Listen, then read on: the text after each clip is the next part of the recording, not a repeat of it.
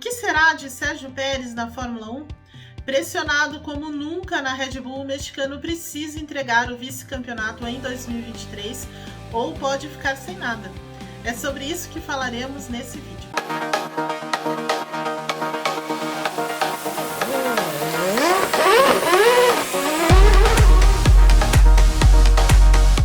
Olá amigos do Grande Prêmio, tudo bem? Evelyn Guimarães por aqui. Antes de mais nada, peço que se você ainda não se inscreveu no nosso canal, que o faça nesse instante. Também acione o sininho e permita que o seu celular receba as notificações. Assim você não perde nada do nosso conteúdo. E claro, deixe um like aí no final desse vídeo.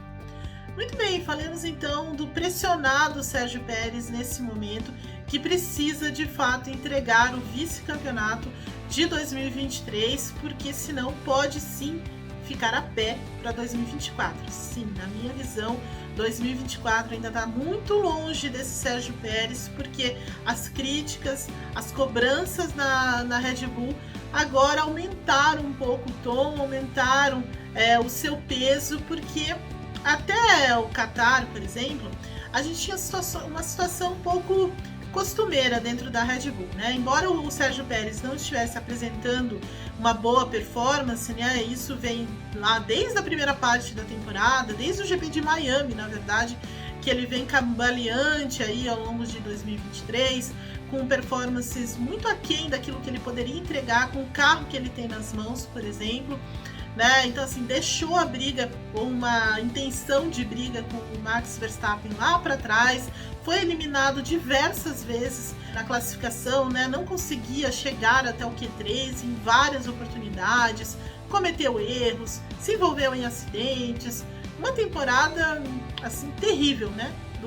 do Sérgio Pérez em 2023, levando em consideração principalmente o carro que ele pilota, que é o melhor carro do grid, dentro da melhor equipe do grid. Então era de se esperar uma performance um pouco mais próxima do Verstappen, um pouco mais assertiva, né? Mais vitórias, pódios. É claro que assim, brigar com o Verstappen, né? Ter uma disputa direta com o Verstappen não é tão fácil, né? Você precisa entregar ali todas as corridas, uma concentração absurda, fazer o absurdo, né? O impossível ali para tentar chegar nesse Max Verstappen de agora, que é praticamente imbatível.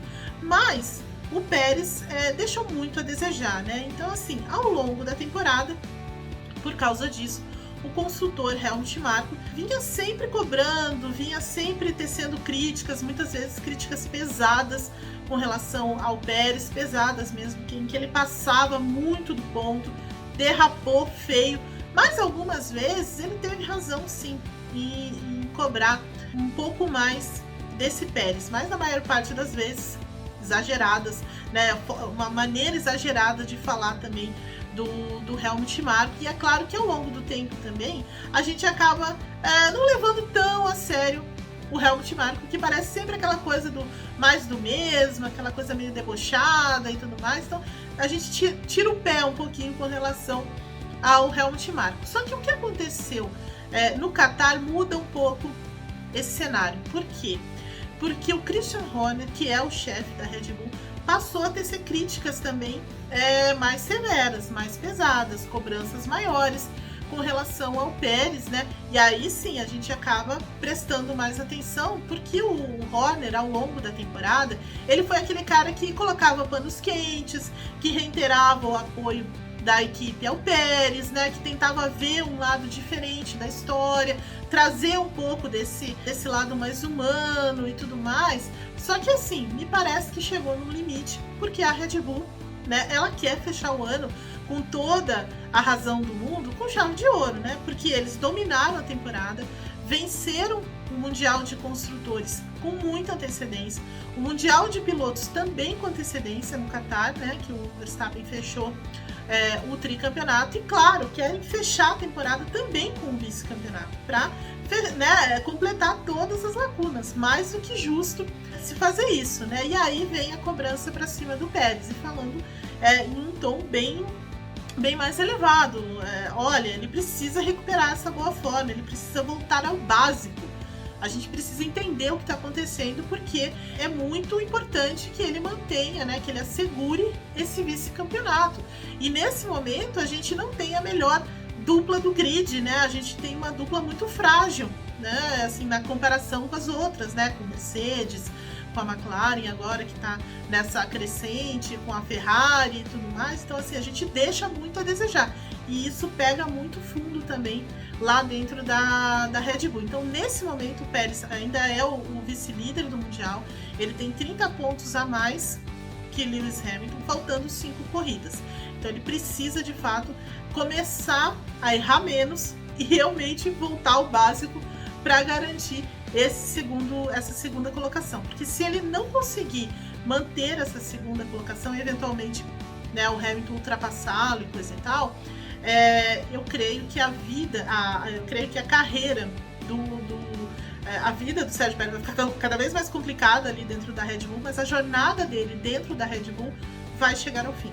Não acredito que a equipe vai mantê-lo ali para 2024 e eventualmente nesse cenário de sair, de ser demitido, né, da Red Bull para 2024, o Pérez não teria outra opção a não ser um ano sabático. E um ano sabático na Fórmula 1 é muito perigoso, né?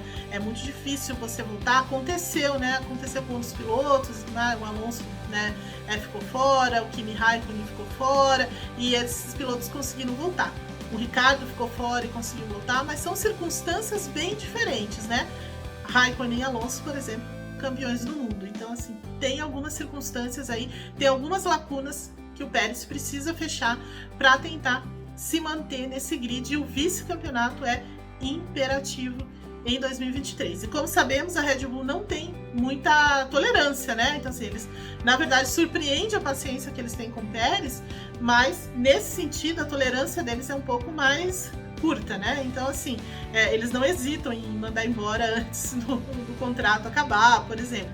O contrato do Pérez vai até o final da temporada que vem, mas nesse momento a posição dele está, sim, muito ameaçada e é vice ou nada. Deixa para mim aí nos comentários o que será de Pérez em 2023 e na própria Fórmula 1. Eu volto no próximo vídeo, mas antes peço, se inscreva no nosso canal, acione o sininho e deixe um like. Tchau!